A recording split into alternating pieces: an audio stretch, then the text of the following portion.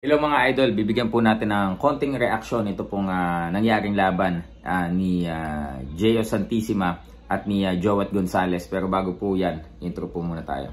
We are live! Good day everyone. First I would like to thank Sir Manny Pacquiao, Sir Sean Gibbons. Mark Antalya will translate. First I would like to thank God for giving me this strength. We have the main event of the evening.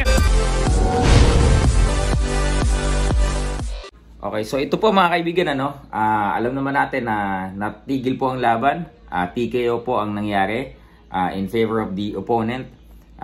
Dito nga kay Joet.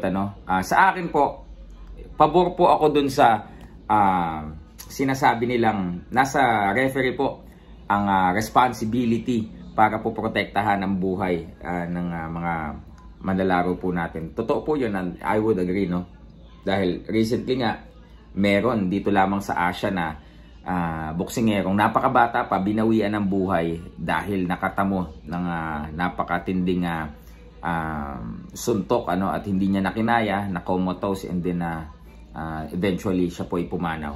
Dito naman po kay Gio Santissima, although medyo kumbaga second half of the fight medyo talagang aminin natin medyo nagiging alanganin ang ating pong pambato.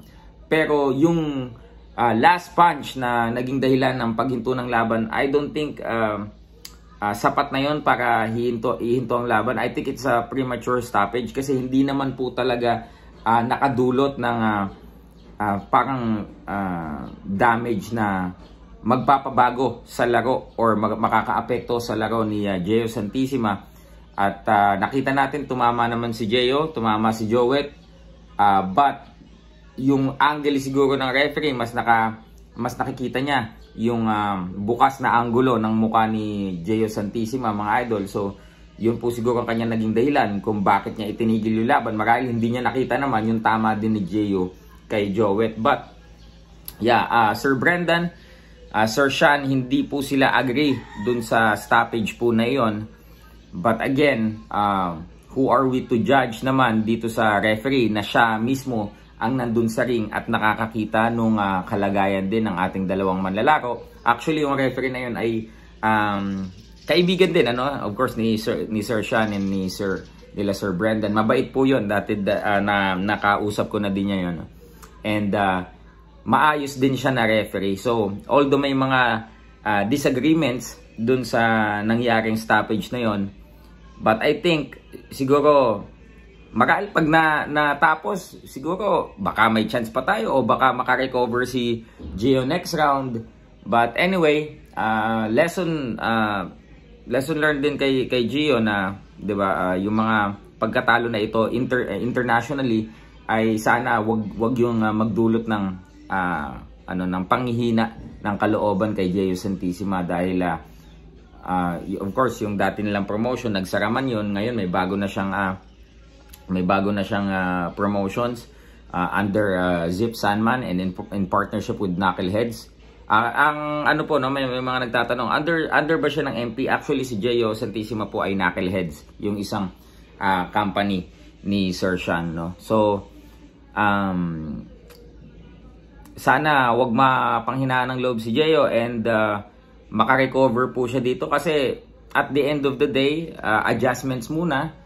Nasa US ka na lumalaban, nandyan na yung possibility to earn more money compared dun sa kinikita mo dito sa local scene, di hamak pong mas malaki dyan. Kasi TV bout, under ng isang malaking promotions, kaya kang bigyan ng magagandang laban. And siguro learn from that.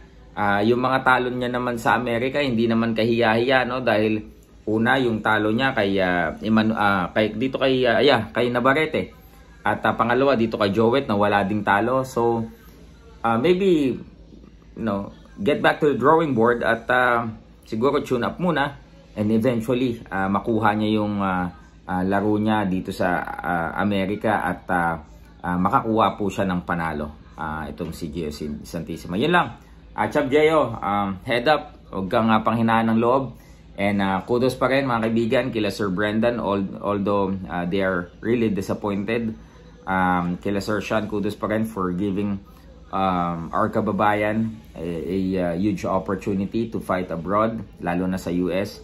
And asahan po ninyo na yan po ay magpapatuloy. And this coming March, no, mid-March, meron pong inihanda ang MP Promotions. Isa pong napakalaking heroes welcome for the WBC featherweight champion Mark Magnifico Magsayo, at isa pong press conference na ilalatag kasama ang pinakamalalaking media dito sa Pilipinas. Nagaganapin naman po dito sa Manila. Una lang po syempre na dito nagbigay ng oras si Champ Magsayo sa kanyang hometown sa Bohol.